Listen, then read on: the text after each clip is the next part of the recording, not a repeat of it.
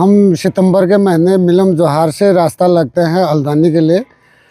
तो यहाँ से हल्द्वानी मुंशियारी से हल्द्वानी जाने में हमें 1 महीना 45 दिन लग जाते हैं, मतलब लगभग ना। आने वाले पीढ़ी मुश्किल से अपनाएगी इस चीज़ को, इसलिए कि इतना यह कठिन कार्य है, इसको करने में सक्षम नहीं है। जो आने वाली पीढ़ी है वो ज़रा सा इतना कठिन कार्य नहीं कर सकते है।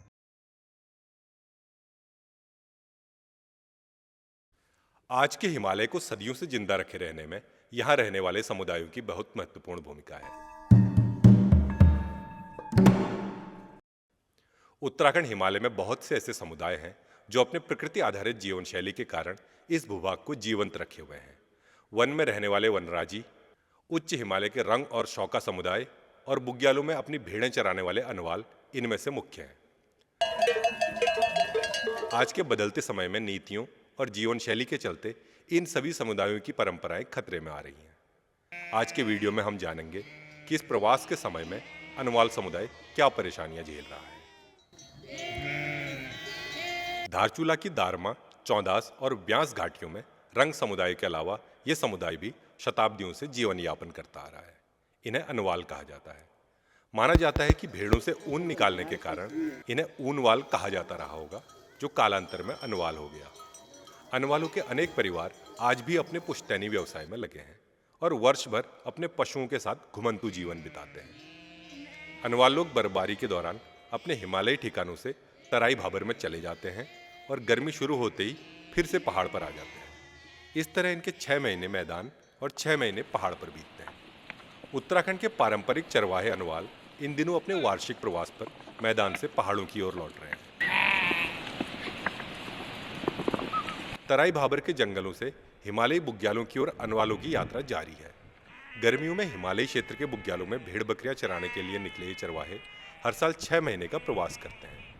फरवरी के अंतिम सप्ताह में हल्द्वानी के ग्वालापार से निकले इस दल के बागेश्वर पहुंचने के बाद अब आगे की हिमालयी यात्रा जारी है। लगभग 1000 भेड़ लेकर चला अनवालों का एक कारवां विभिन्न पड़ावों से होकर बागेश्वर पहुंचा।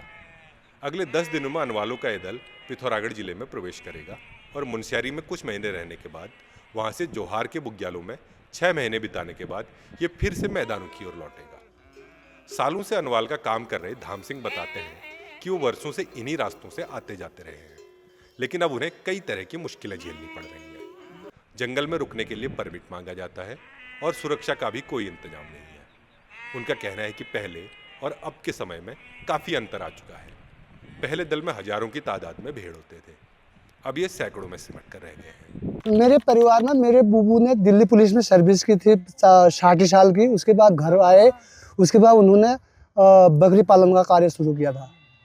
तो उसके बाद कुछ दिन मेरे पापा ने चुगाए, फिर मेरे चाचा ने चुगाए, फिर मतलब इसको हम आगे बढ़ाते रहे। हमारे परिवार में इस टाइप का कोई सरकारी व्यवसाय का आदमी है नहीं, और क्या कहते हैं, हम इसी व्यवसाय को आगे बढ़ाते हुए आज तक यहाँ पहुँचे हैं।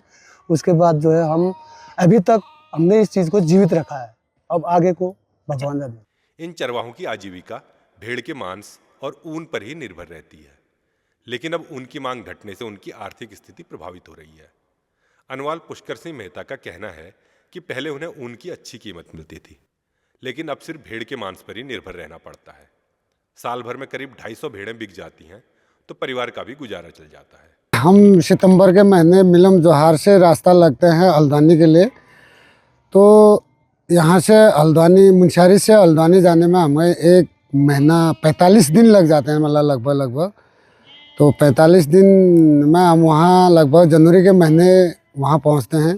तो जनवरी फरवरी वहाँ रहते हैं। तो मार्च को हम वहाँ से फिर गर्मी हो जाते हैं। फिर गर्मी के समय में हम फिर वहीं चलते हैं मिलम जोहार के लिए। उत्तराखंड में भेड़ पालन की पारंपरिक जीवन शैली अब चुनौतियों से घिरती जा रही है। नई पीढ़ी इस व्यवसाय से दूरी बना रही है, जिससे परंपरा संकट में पड़ सकती है। ऐसे में जरूरी है कि सरकार इन चरवाहों को सुरक्षा और सुविधाएं उपलब्ध कराए ताकि ये जीवन शैली बनी रहे।